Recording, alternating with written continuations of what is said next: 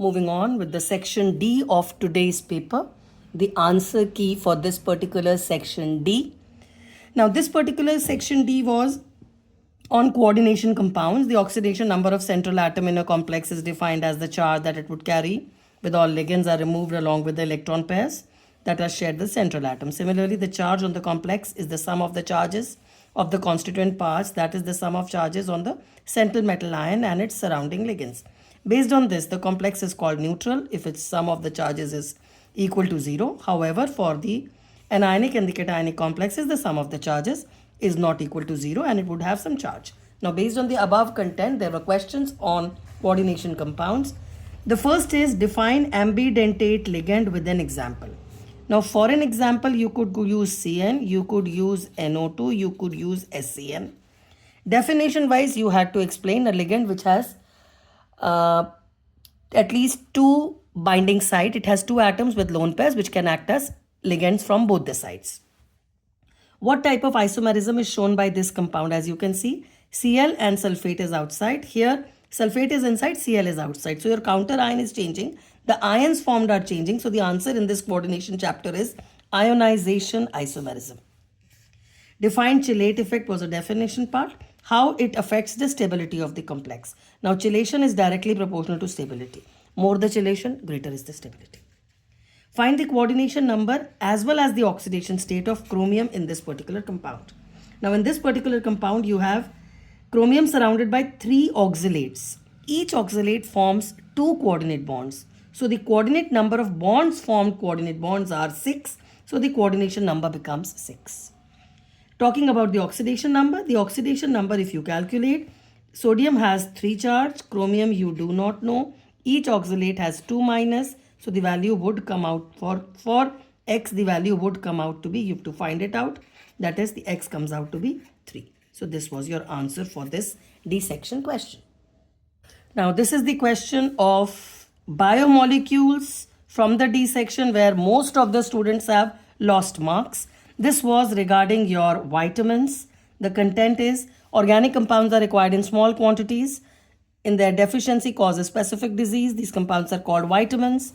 Most of the vitamins cannot be synthesized in our body, but plants can synthesize most of them. So they are considered as essential food factors. However, the bacteria of the gut can produce some of the vitamins required by us. All vitamins are generally available in our diet. The term vitamin was coined from the word vital amine. Earlier, identified compounds had amino group. Vitamins are classified into 2 groups depending on their solubility, so on and so forth. Now coming to the question. This is where you've lost marks. What is the other name of vitamin B6? And the answer is pyridoxine. Name the vitamin whose deficiency causes increase in blood clotting time. The answer was vitamin K. Xerophthalmia is caused by which particular deficiency vitamin? The answer is vitamin A. Give 2 sources of vitamin A. The answer was fish liver oil and carrots. Or else the other question, the or option for the last part was, why can't vitamin C be stored in our body? The answer was easy. These are water soluble vitamins. They are excreted out regularly, so need to be replenished. Name the disease caused by the deficiency of this particular vitamin. The answer was scurvy. Moving on to the section E now. Attempt any 5 out of these D block element, the D and F block element questions. Cerium 3 positive easily gets oxidized to cerium 4. And the answer was cerium 4 positive after losing 4 electrons gets a noble gas configuration of xenon. Cerium का atomic number 58 है. 4 electrons lose करने के बाद it becomes 54. The EC, the electronic configuration matches with the noble gas xenon. That is why it prefers to go to +4. Mn2 positive to Mn ka reduction potential is minus 1.18. For all reduction potential values, you should know the electronic configuration. Mn2 positive ka configuration is argon 3d5. And you very well know it has got half-filled subshell. So it has a stable electronic configuration. Since it has a stable electronic configuration, can it gain 2 electrons? It cannot. So it will not change to Mn. Hence the value is negative. A negative E0 value का मतलब होता है it does not prefer to go from Mn2 positive to Mn. It does not prefer to gain electrons, and the answer is because of its stable 3d5 electronic configuration which will resist reduction.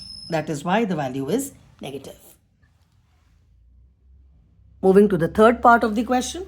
Which element of the D series has lowest enthalpy of atomization? The answer was zinc because it has D10 configuration. The D electrons do not participate in metallic bonding. That is the reason why zinc, the last member, has got weak metallic bonding. Only S electrons are utilized. D does not contribute to it. So it has a low enthalpy of atomization. Enthalpy of atomization is directly proportional to interatomic bonding, which is metallic bonding.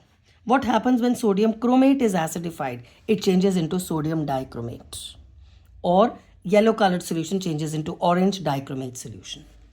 Cadmium, zinc and mercury are soft metals. Why? The answer is that these metals have 3d10. Again, because of 3d10, they show weak metallic bonding because the d10 electrons do not participate in bonding. So the answer for the C part and the E part is almost the same.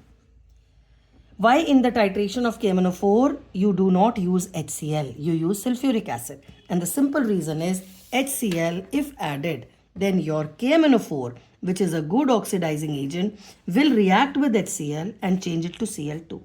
Which means जो KMnO4 oxidizing agent की तरह you want to use it for more salt or for oxalic acid is utilized by HCl to convert HCl into Cl2. The lower oxides of transition metals are basic, whereas the higher are amphoteric and acidic. Give reason. The answer was on the basis of Vajan's rules, which you can check in the video of D and F block of elements. Moving to the next, which is a numerical question. Ishan's automobile radiator is filled with 1 kg of water, the solvent.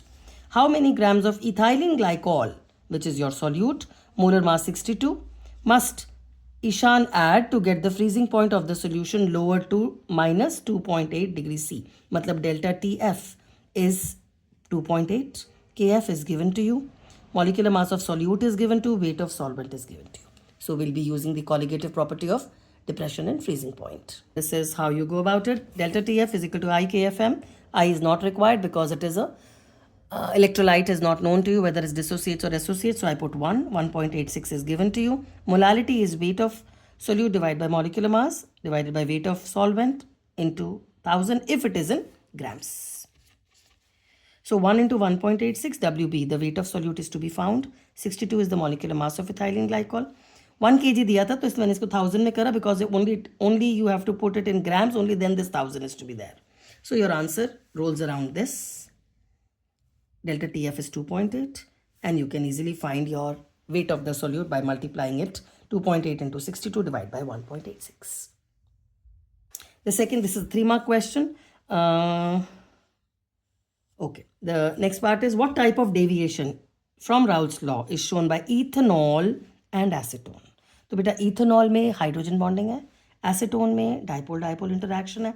If you mix the two, तो ethanol में molecules के बीच में acetone will enter and the hydrogen bonding will break, which means the intermolecular force of attraction will weaken, which means the vapor pressure will increase. So the deviation in this case would be positive deviation, and you had to explain that the interaction between ethanol and acetone is weaker than the original interaction between ethanol and ethanol, which was hydrogen bonding. The next is the OR option of the same question. Boiling point of water at 750 mm of mercury is this much. How much sucrose molecular mass is given to you is to be added to 500 grams of water so that it boils at 100. Matlab there is an elevation. 99.68 say 100. So the elevation in boiling point is of around 0.32. Kb is given to you. The formula is delta Tb is equal to I kbm. Kb ka value 0.52 de rakha hai. I you will not use because it is sucrose. Delta Tb comes out to be 100 minus 99.68, which is 0.32. So these are the values that we would substitute. 0.32 is equal to 1 for the I into 0.52 for the Kb value. Molality is weight of solute upon molecular mass of the solute. Weight nahi pata hai, molecular mass 342 is given to you. And weight of water, which is 500 to be taken in grams to be converted into kg, to upper 1000. From this formula, you can easily calculate your WB. I am not doing the final calculation. I am just showing how to go about it. Okay. Next is an organic section in the section E. An organic compound with molecular formula C9H10O. तो बेटा जब C9 और H10 है, मतलब carbon to hydrogen ratio similar है and the number of carbon is above 6. तो एक बात तो तय है, you will have a benzene in it. Forms a 2,4-DNP, मतलब एल्डिहाइड या फिर कीटोन है. Reduces Fehling solution, मतलब एल्डिहाइड है. Also undergoes Cannizzarose reaction. Cannizzarose reaction का मतलब absence of alpha hydrogen, which means कि आपको अपना aldehyde directly bonded to benzene करना पड़ेगा ताकि there is no alpha hydrogen. C9 है बेटा, 6 कार्बन्स हियर एंड 1,7 हुआ है अभी. On vigorous oxidation, it gives you 1,2-benzene dicarboxylic acid. मतलब the second substitution has to be at the second position. I am still left with 2 more carbons, so this has to be a C2H5 is your. Identify the compound A, already done. The IUPAC name of this compound would be 2-ethyl benzaldehyde.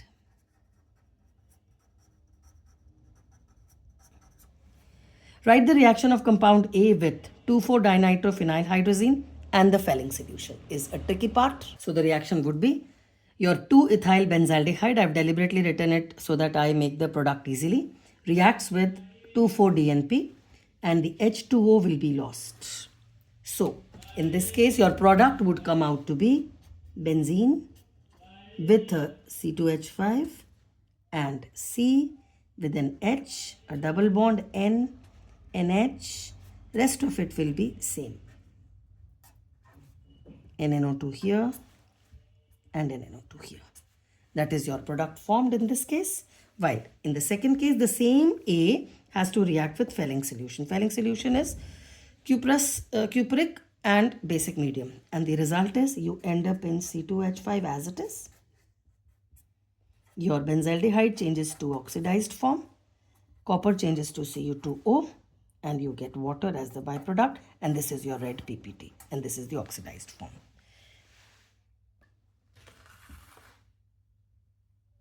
So we are done with the 2,4-DNP and the Fehling test. There was a third part. Write the equation of the compound A when it undergoes Cannizzaro वाला reaction का भी equation लिखना है. Okay. Now for Cannizzarose reaction, you require a concentrated alkali. This is your A compound. When it reacts with concentrated alkali, एक product oxidized बनता है, which is benzene with a C2H5 COO minus, that is the oxidized product. एक product reduced बनता है, which is a C2H5 CH2OH. So this is your answer for Cannizzarose reaction, an oxidized product and a reduced product. Moving on to the last OR section. Alpha hydrogens of aldehydes and ketones are acidic. So this is your aldehyde or a ketone and this is your alpha hydrogen. The reason is oxygen is electron withdrawing group. Carbon pulls the electron. This bond becomes polar. Carbon pulls the electron and hence H positive can be lost. So the answer is because of the electron withdrawing effect of oxygen, which leads to the carbon becoming more electron positive and hence it leads to H positive loss. Oxidation of aldehyde is easier than ketone. The reason for this should be, in case of ketone, it will require a carbon-carbon bond cleavage for a ketone to oxidize, which requires drastic conditions. That is why ketones do not undergo oxidation easily. Decreasing reactivity towards nucleophilic addition of propanol, acetone and benzaldehyde. In this case, your answer should be ketone as it is will be least reactive. Out of propanol and benzaldehyde, this is an NCERT salt section where it shows that propanol is more reactive than benzaldehyde because benzaldehyde leads to inductive effect also.